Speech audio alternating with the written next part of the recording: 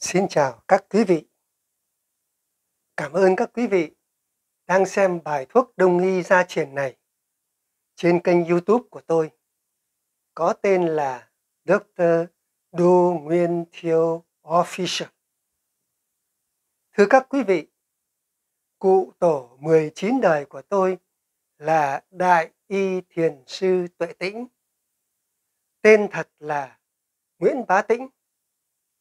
Phần lớn cháu chắt của cụ đều theo gương cụ làm nghề y. Nhưng trong thời gian đất nước loạn lạc, Trịnh Nguyễn phân tranh, ông cha chúng tôi muốn là quan chức trong ngành y thì phải đổi họ Nguyễn sang họ Đỗ để không bị chúa Trịnh chu di tam tộc, và đã chuyển họ Nguyễn thành tên lót để ghi nhớ dòng họ của mình. Nhưng trong thời Pháp thuộc, do giấy khai sinh bằng tiếng Pháp không có dấu như tiếng Việt, nên chữ Nguyễn thành chữ Nguyên. Sau cụ tổ Tuệ Tĩnh, anh tôi, bác sĩ, tiến sĩ, cựu Bộ trưởng Bộ Y tế Đỗ Nguyên Phương là tấm gương sáng cho tôi, là động lực giúp tôi kiên trì học tập y lý phương Đông cho đến khi nhắm mắt xuôi tay. Tôi xin cố gắng đem lại niềm vui và sức khỏe cho các quý vị qua những bài thuốc đông y gia truyền của cụ tổ chúng tôi để lại này.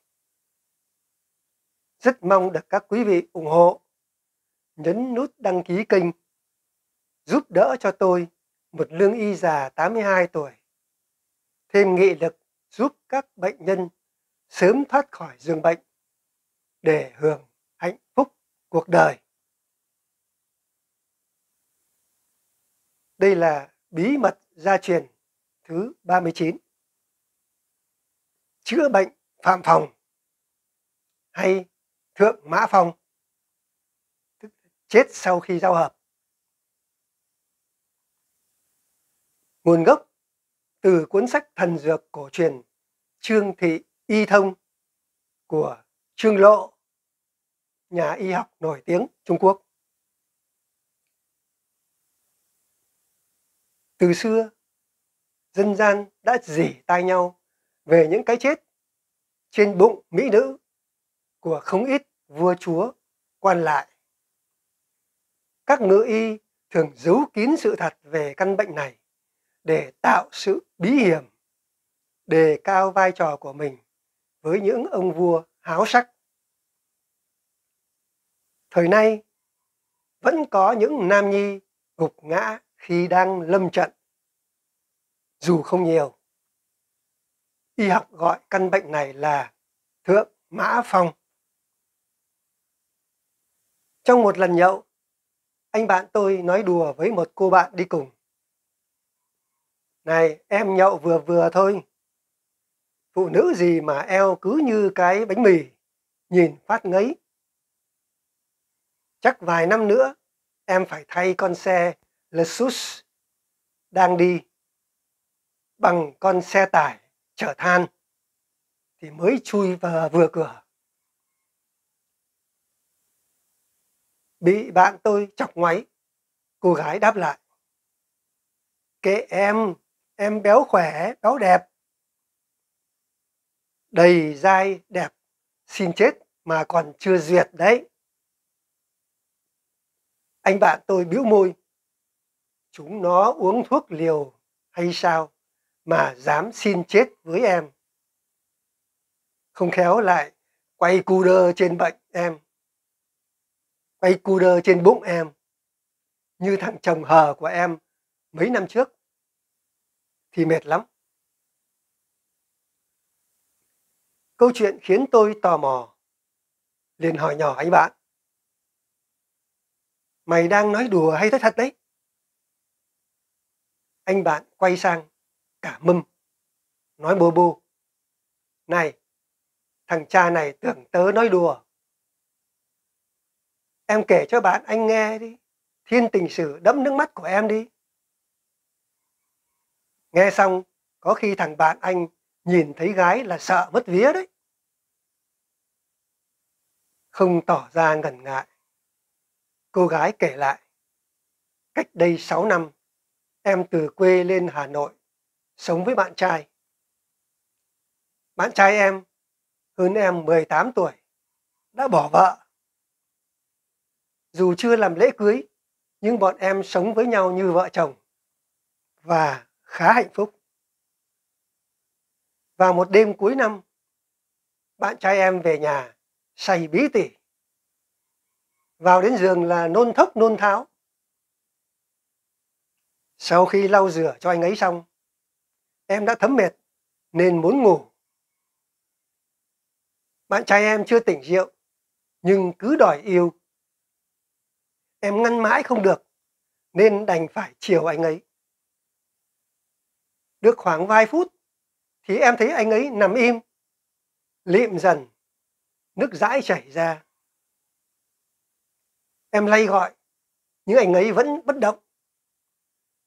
Vì quá hoảng sợ, em đã đẩy anh ấy xuống giường và chạy sang gọi cô bạn hàng xóm. Cô ấy gọi bác sĩ đến nhưng không kịp. Bác sĩ bảo anh ấy bị thượng mã phong. Lúc anh ấy chết, còn có một cô gái khác đến nhận là vợ. Nên em chán, chả còn nuối tiếc gì. Giờ thấy em vô tư, nên bạn ấy cứ hay mang chuyện mã phong mã phiếc ra đùa.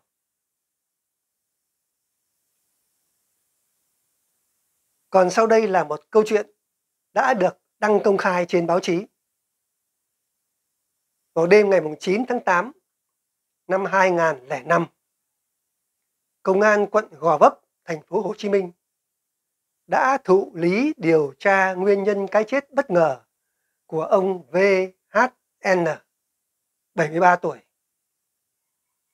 Ông N đột tử trong khi đang chăn gối với một cô gái 23 tuổi tại một khách sạn trên đường Nguyễn Oanh, quận Gò Vấp.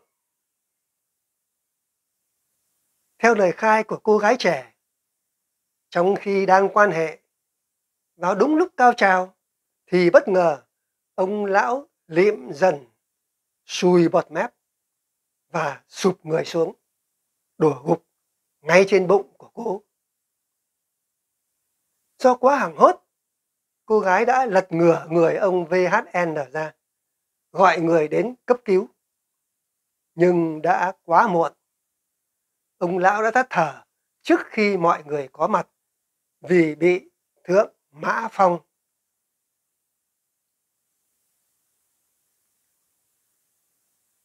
Châm cài tóc, vật hữu dụng khi bị thượng mã phong. Theo y học hiện đại, bệnh lý thượng mã phong là tình trạng đột tử trong khi giao hợp do kích thích thần kinh thực vật quá mức, từ đó dẫn đến trụy tim mạch bởi các nguyên nhân nhồi máu cơ tim cấp, xuất huyết não, hạ huyết áp đột ngột, vân vân.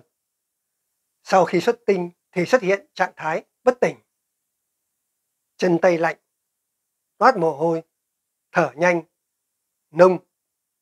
Nếu cứu cấp không kịp, người bệnh sẽ tắt thở. Người vợ không được đẩy chồng ra khỏi người mình, phải bình tĩnh, dùng vật nhọn như cây châm cài tóc, châm mạnh vào đầu xương cụt là huyệt trường cường gần hậu môn, hay huyệt hội âm là điểm giữa nối từ gốc dương vật đến hậu môn. Làm như vậy, người đàn ông có thể được cứu sống. Chính vì thế, ngày xưa, người phụ nữ trước khi về nhà chồng thường được cha mẹ tặng cây châm cài tóc để phòng lúc biến cố khi quan hệ vợ chồng. Thượng mã phong có đáng sợ không? Việc dùng vật nhọn đâm vào hai huyệt đạo của chồng trong bối cảnh rất tế nhị là điều rất khó thực hiện. Vì hầu hết phụ nữ đều rơi vào tình trạng hoảng loạn, mất bình tĩnh. Hơn nữa, thời nay ít có người phụ nữ nào để châm cài tóc trên đầu giường. Vì lẽ đó, người vợ chỉ cần bình tĩnh, nhẹ nhàng giữ người đàn ông ở tư thế nằm đầu thấp, hà hơi, thổi ngạt. Nếu người đàn ông phục hồi thì cho uống nước gừng ấm, giữ nhiệt bằng chăn. Trong trường hợp phát hiện tim người đàn ông ngừng đập thì phải ấn ngoài lồng ngực. Dù ở vào bất cứ hoàn cảnh tế nhị nào cũng phải gọi cấp cứu. Vì nếu chậm trễ vài phút, người mắc thượng mã phong sẽ chết. Thực ra, bệnh thượng mã phong không đáng sợ. Do không chịu tìm hiểu nên đã có nhiều trường hợp người đàn ông bị chết oan vì đối tác sợ hãi, hất ra khỏi người.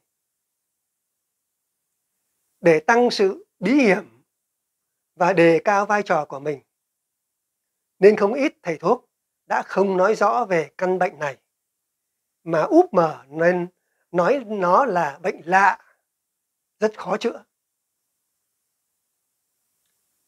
Thượng mã phong, tiếng Trung là mã thượng phong.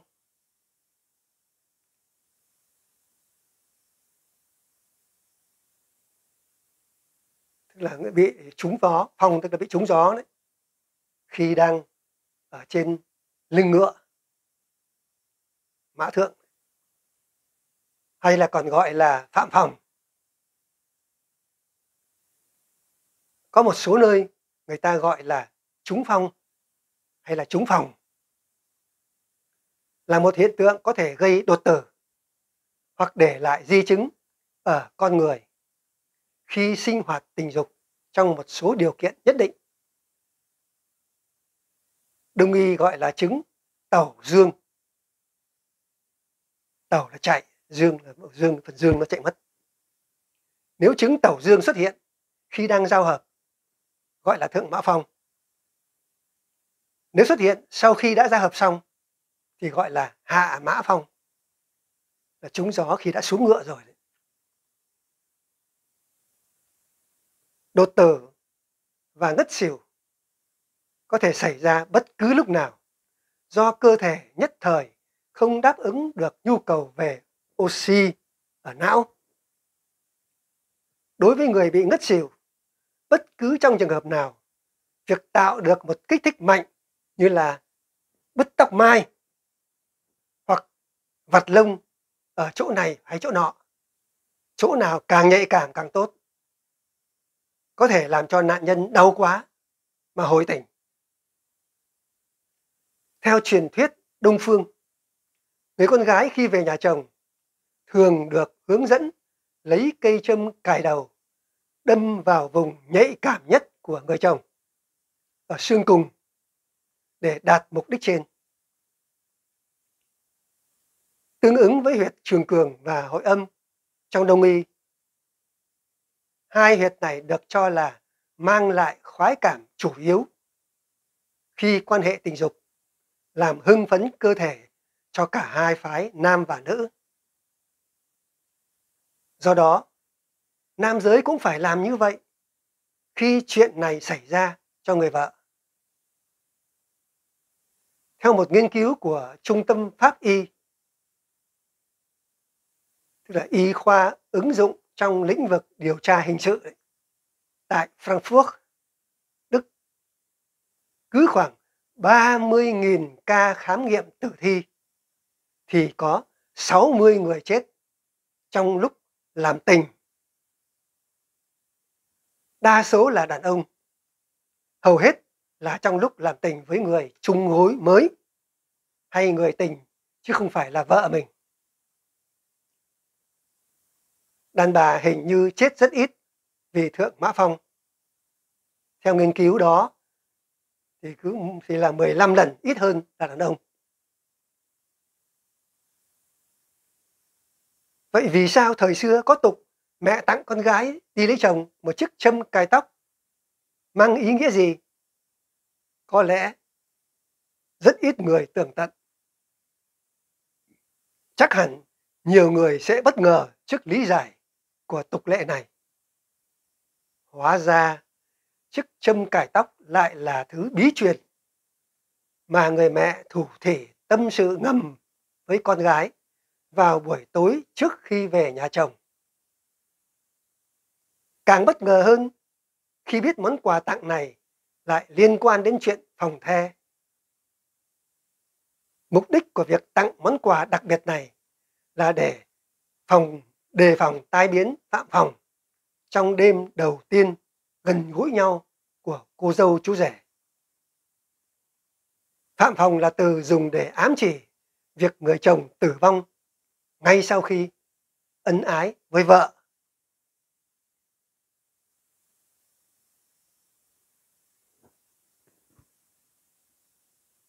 Thì bài này rất dài cho nên là xin kết thúc ở đây và xin hẹn gặp lại các quý vị trong phần thứ hai.